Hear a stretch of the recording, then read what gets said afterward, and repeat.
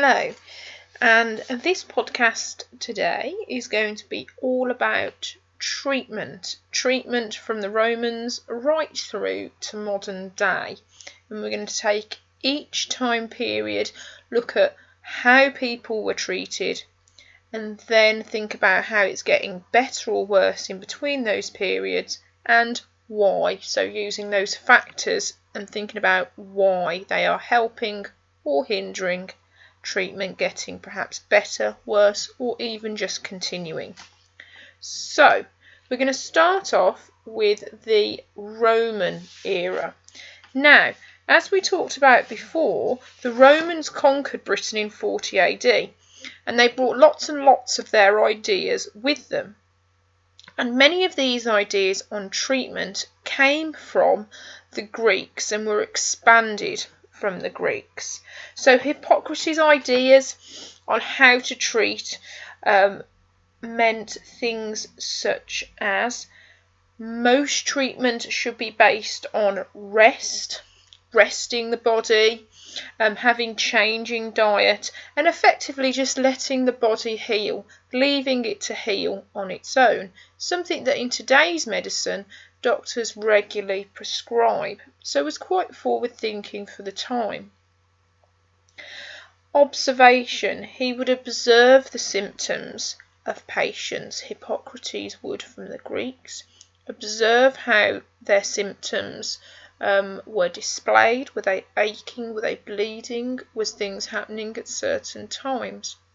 He then encouraged his observers as well as himself to then document that, read other people's works, and then try and come up with a logical way of treating from what had gone before or through trial and error. Once an effective treatment had come about, they would then write that down and share their ideas. So it was all about observing, treating, trial and error, but the factor of communication was really important on making treatments effective. So both of those ideas came from Hippocrates.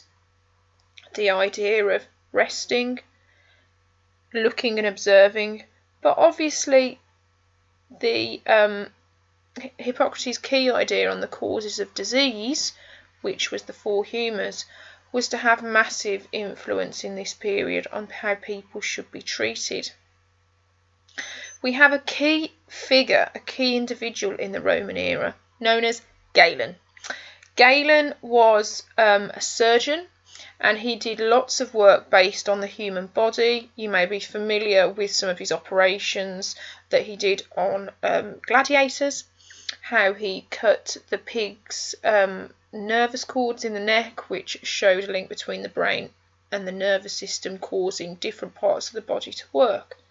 The reason I bring up Galen here, though, under treatment, is because, like I say, he developed Hippocrates' ideas of the four humours, and he came up with a way to treat the four humours more effectively, which was the theory of opposites. Galen believed that, obviously, like Hippocrates did, there was an imbalance there. So therefore that imbalance needed to be brought back into balance, effectively. So we saw things such as, if you're very hot, cucumbers, cooling remedies should be put on the patient to treat the fever, the high temperature, and vice versa. If someone's very, very cold, chilies should be administered, etc., to try and heat up the body. Also, he was a heavy believer in bloodletting, so once again building on Hippocrates' ideas. The idea of bloodletting was pretty much a treatment Galen encouraged for most illnesses, releasing the blood to balance out the four humours. He produced 350 texts to share these ideas, not only on how to treat illnesses, but also work he had done to share his ideas on the human bodies from dissections on gladiators and animals. Finally, a consistent area that we're going to see crop up for treatment is herbal remedies. This was a massive, massive area of treatment during the Roman period. This was because yes, physicians used the ideas of Galen and Hippocrates, but there were few doctors for the average person to actually access. Physicians were expensive, so most people would be treated at home by the father of the household, using herbal remedies that had been passed down from generation to generation. They would be quite effective herbal remedies as well, because communication across the empire through traders coming along from different areas in Europe, sharing effective herbal remedies, such as honey, for example, to fight infection. They also drew on the Druids, people who lived in Britain before the Romans came along. They used herbal remedies very heavily and actually very effectively. So the Romans took on those ideas. But as I say, physicians such as those of Galen were very, very much for the rich, and they were few and far between. And fathers of the household would use herbal remedies to obviously treat patients at home. Not only did they do this, many visited temples, because there was obviously a belief there that the gods could have influenced their illness. So offering to the gods would be given, asking priests about treatment were also very, very common. And finally, the role of women within treatment here was largely just to treat pregnant women. Largely the elder woman within the community would be used to aid in childbirth because of the experience that they would have. Therefore, treatment during the Roman era was quite forward thinking, although now we can look back and see, yes, the theory of the four humours was incorrect. Yes, theory of opposites was not probably the most effective way. Bloodletting wasn't. We need to understand, though, that this is an effort and a move in the right direction. So when we consider progress, or is it regress, so things moving backwards, this was actually a forward-thinking idea. So it was progressive thinking for the time. It was encouraging and questioning all the time in order to move forward and build on ideas. And not discourage those ideas at all. Now, the ideas of the Romans on how to treat, like with the ideas on what caused illness, was lost largely as the Roman Empire broke down. Now, as the Roman Empire breaks down, we see the armies, we see the Roman physicians, those who are trained moving out of Britain to a more safer environment within Europe. And as a result, you see the disintegration of towns which have been built up by the Romans. We'll touch on public health in another podcast. But we see public health facilities breaking down and people moving from these cities into the countryside to much more smaller communities which they feel are safer, because there are many warring tribes trying to get land, take over land in Britain. People moving in from Europe, such as the Goths, trying to take that land and take control. Now, as a result of that, buildings, libraries are destroyed, so medical knowledge is destroyed. Many people within communities become illiterate. People don't travel out of their villages because they don't feel safe, so there's not that sharing of ideas, sharing of good treatments being given, and as a whole, people are poor. These are poor communities, so if there is a physician left, that will be very much centred around the very, very wealthy. It will be down to the local wise women to administer treatment through herbal remedies, and going to priests that are left, offerings to gods, and charms etc., superstitious methods begin to be more heavily used due to a lack of understanding that is there. But there is an area which is growing, and that is the factor of the church.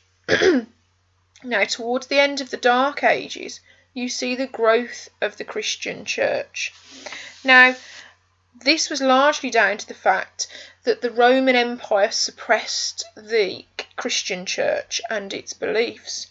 But as they break down, you see the Christian church growing throughout the Dark Ages in their influence, and they turn into an international organisation. And priests can actually read, they can write, so they are literate. And the learnings of before, so the ideas, the teachings of Galen, Hippocrates, are kept in their libraries, in the church's libraries. And the reason I talk about this and mention this is because they begin to treat the poor.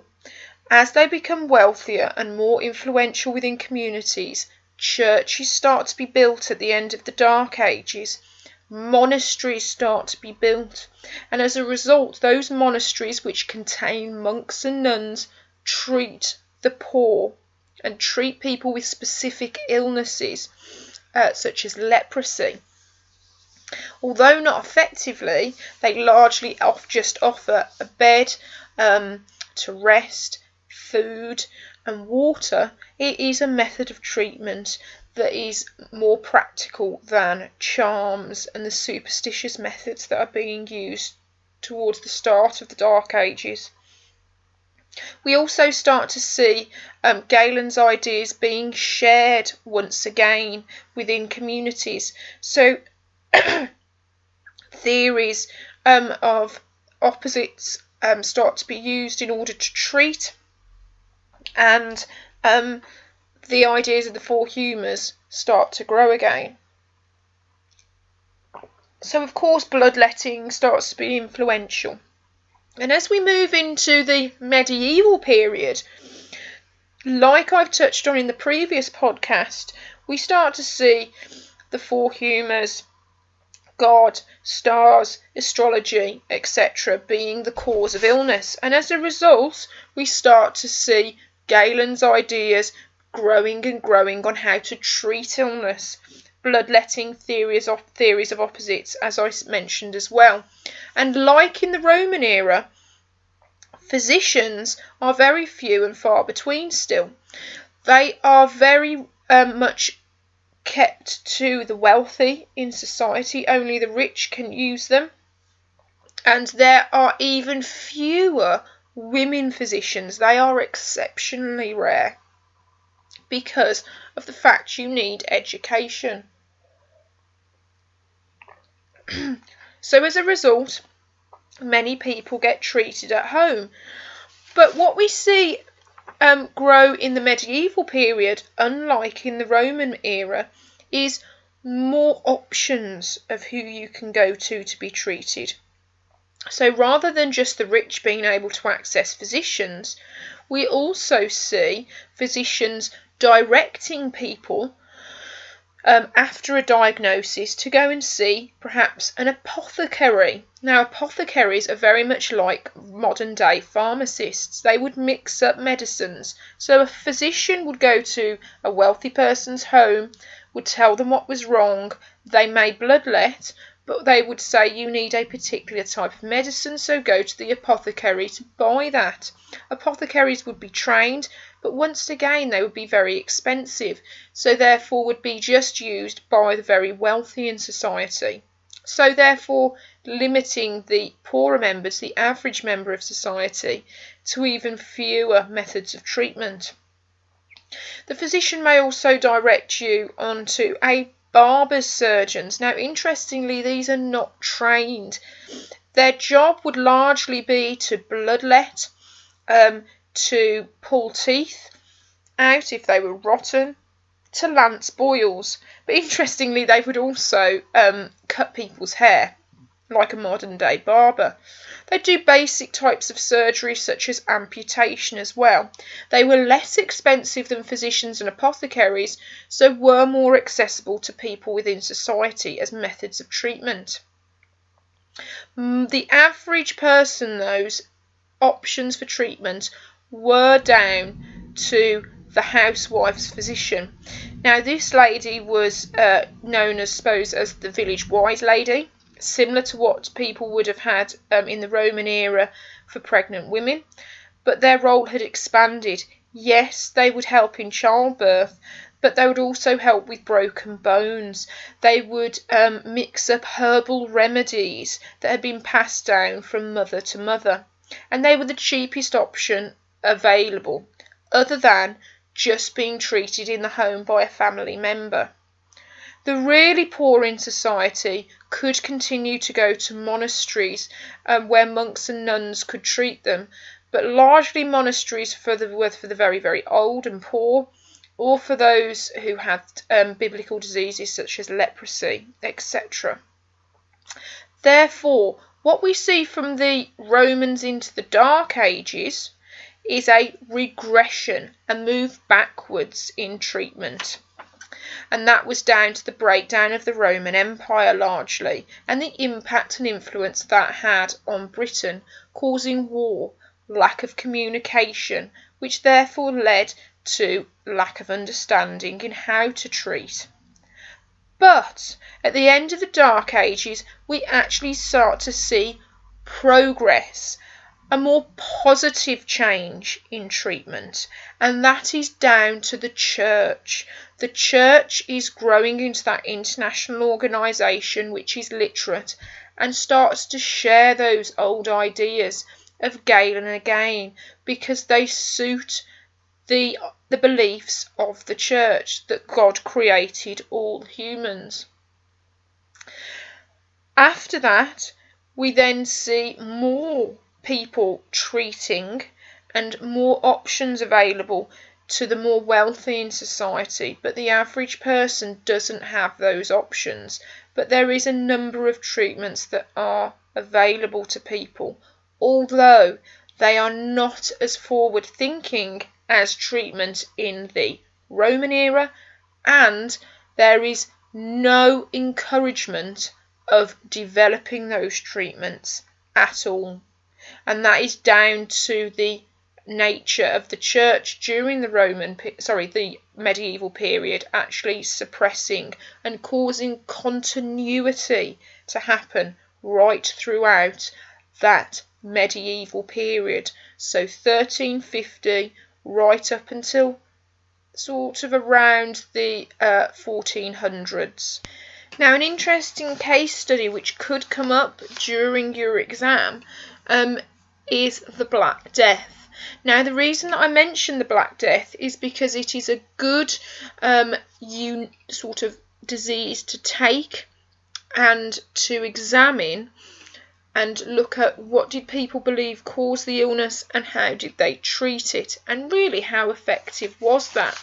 Now, as I've mentioned before, the Black Death we know now to be known as the bubonic plague, so therefore fleas actually caused the illness, which were on the back of rats. And we've talked about in the last podcast what people actually thought caused the Black Death. But interestingly, thinking about treatment, well, what did they do to try and avoid catching it?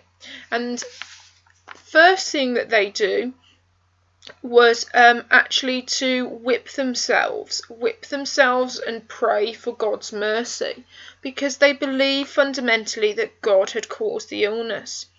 That leads into also the idea of praying, fasting. Interestingly, they do begin to clear rubbish up from the streets, showing that they do believe there is a link between maybe bad smells, etc., causing illness. They carry herbs and spices to breathe in to avoid that bad air.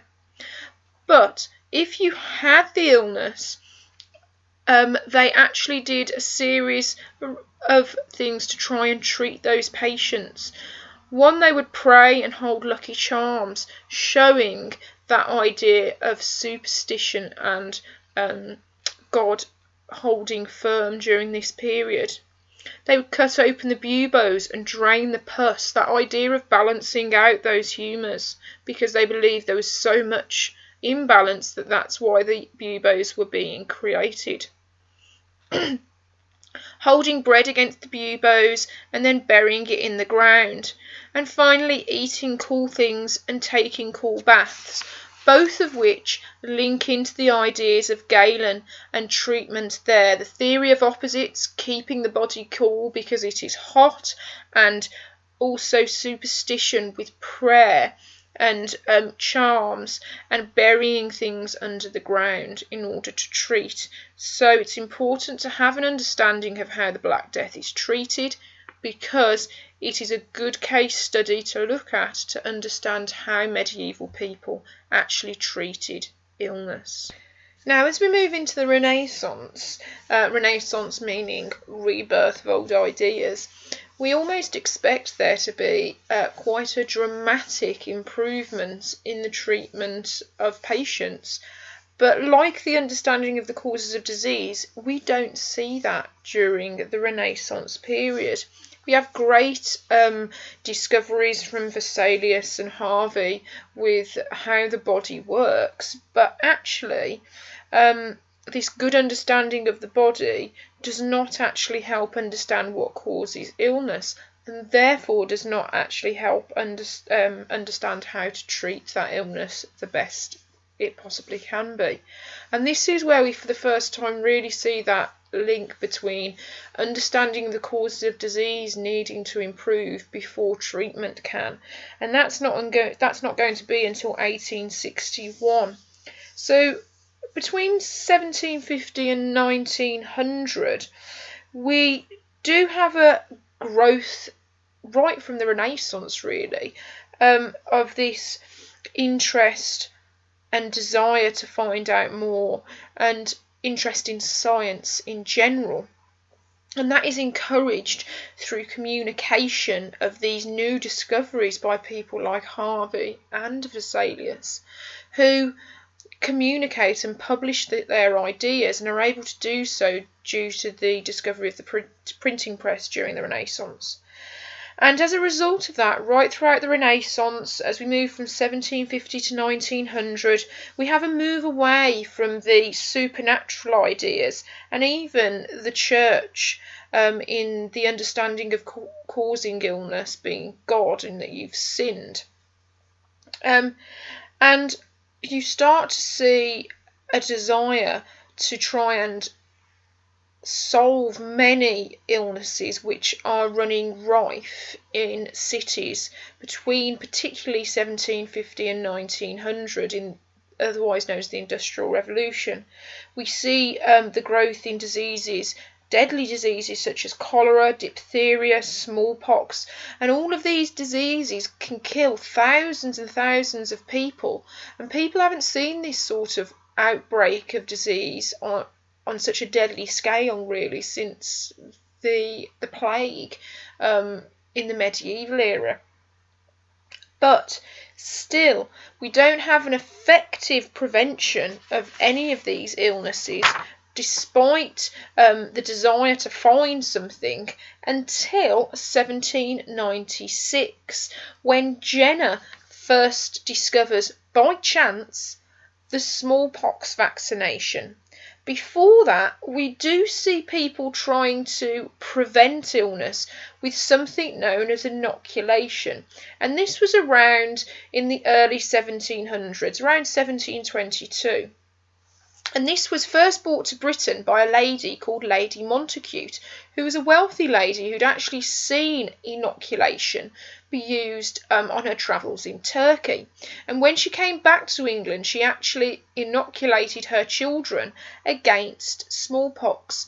Inoculation was when you made a small cut on the skin and you took a small amount of pus from somebody who had smallpox and placed it into the cut. And the theory was that your immune system would be able to build up a defence against smallpox by taking just that small amount in.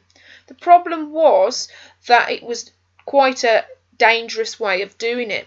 Sometimes too much pus was put in, people had lower immune systems, and people actually died from this inoculation. So some people were very resistant and unkeen on actually doing it, and so therefore it wasn't as effective. And that's why I say it's not until 1796 we first see the first effective prevention from Jenner.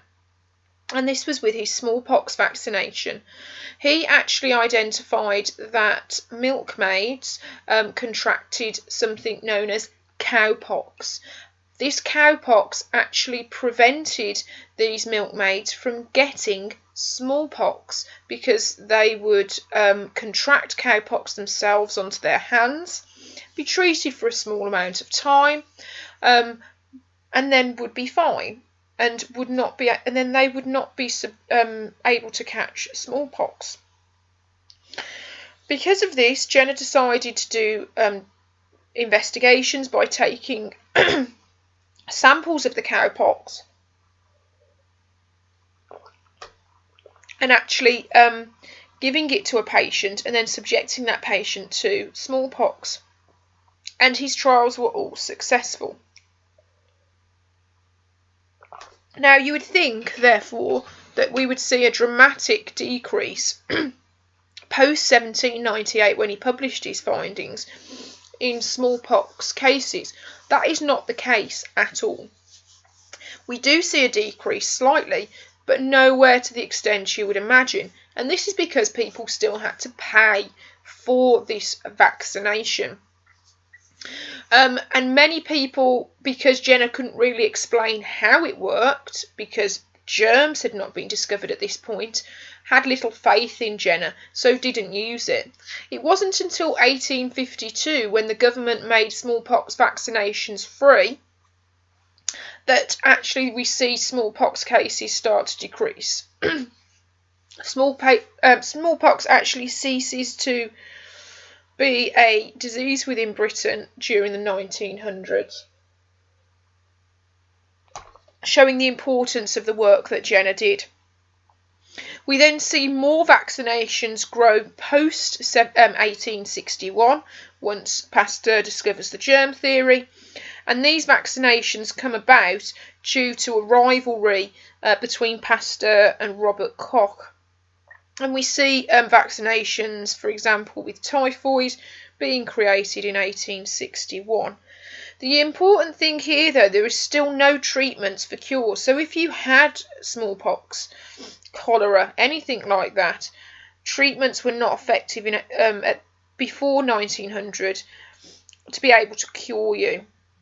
And we see the first sort of movements in being able to cure patients at the turn of the 1900s with Paul Ehrlich, who was actually a member of Robert Koch's team, who decides to gather together a workforce, a team, and gains government funding from the German government to actually start coming up with cures. So if people had these illnesses, something that they could take to try and prevent them from dying or things getting worse.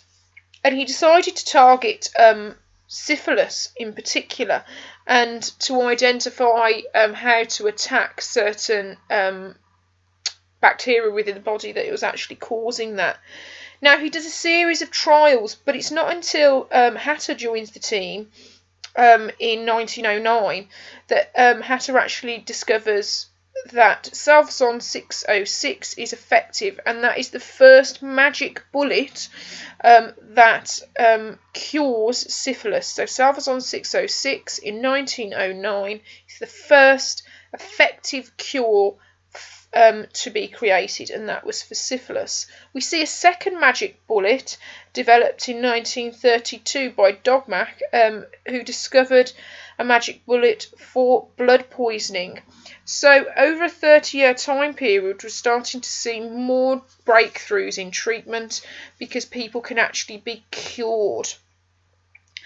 Right throughout this period, from the Renaissance, 1750 to 1900, right through to 1900s and modern day, we have a continued process of using herbal remedies to treat people.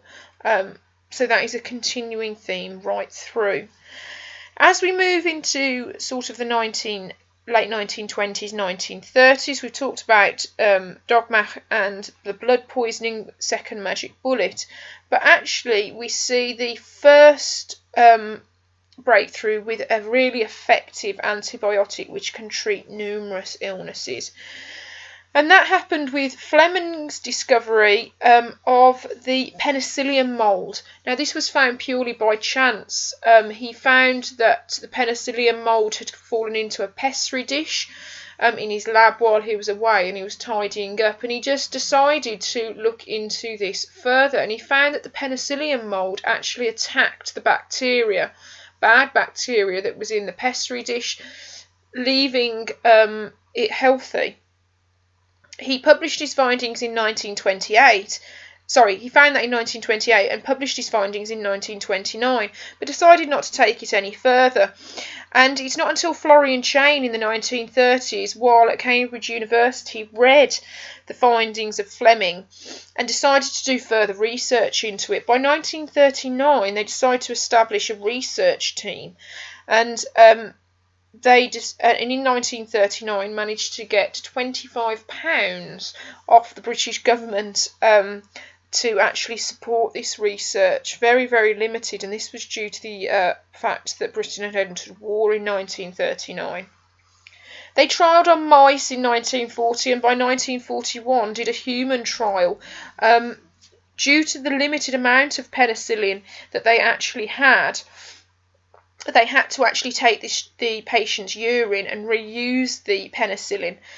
It did work, and the patient was getting better, but because they didn't have enough penicillin, in the end the patient died, but it did prove that penicillin did work. They decided to go to America to try and gather funds during 1941, and the Americans were very resistant to actually give any money into this until December 1941, after Pearl Harbor. And after Pearl Harbor, they gave significant amounts of funds, which allowed penicillin to be mass produced. And the big impact that it did have in the short term was on the D-Day landings, where it saved hundreds of lives, thousands even. The main factor really that's causing all this progression from 1800 to 1900 without a doubt is science and technology. It allowed further treatment to happen, and particularly in the 1900s we have real breakthroughs with science and technology allowing more treatments to occur, such as blood transfusions with Langsteiner at the turn of the century, and then that being developed further due to World War I. We have X-rays, scans, pacemakers, endoscopies, dialysis machines, all of which treat many, many illnesses and very effectively. And this is all down to science and technology during the 1900s up to modern day. As we move into the 21st century, not only are we using things like blood transfusions, x-rays, scans, pacemakers to their full effect, but we start to see a growth in alternative methods as well. And there has been an increase more into this in recent years in alternative treatments such as acupuncture and herbal remedies. And this is a result This is more of a result of shops selling alternative medicines and more practitioners giving alternative treatments. And this may be because people do not like using these chemical cures, and it gives people more onus, more options over how they can be treated, and therefore there is a market out there for more alternative treatments, and there are people actually giving to that. Therefore taking us right up to modern day. Now, so therefore, just as a review of that, if we go right back to the Romans, very forward thinking in their ideas of treatment, although not accurate, it is forward thinking and in some ways is effective. We see that decrease and regress into the Dark Ages due to the breakdown of the Roman Empire. But due to the growth of and influence of the Church, towards the end of the Dark Ages, we start to see the ideas of Galen and Hippocrates growing again, and more monasteries being built where people can get treated. As we move into the medieval era and societies begin to grow again under kingships, we start to see more treatments being offered. Although this is progressive from the Dark Ages, it does stop at a point, and we see a large amount of continuity, very little progress happening in new ideas, and this is due to the influence of the church preventing any progress happening. We see this sort of line of continuity continuing even through the Renaissance period, due to the fact new ideas have not been found in the ideas of how illness is caused, therefore treatment cannot be developed. Towards the end of the Renaissance, moving to 1750 to 1900, we do start to see a slight peak, more progress. This is because we start to see science taking over and people abandoning the old ideas of superstition and God causing illness, therefore not using prayer, charms, etc. to treat illness, and looking for more practical methods of treatment. We see inoculation in the early 1700s, which is a practical way of preventing illness, although not effective because it can kill many people. It's not until 1796 with Jenner we see a peak in effective prevention in treatment. And this really becomes more effective, this smallpox vaccination, in the 1850s, when government actually make it free to all. So as we move into the 1800s, we are seeing more progress, but it's not a big significant peak upwards until after 1861, when the understanding of the causes of disease actually happens. And from then on, we see a rapid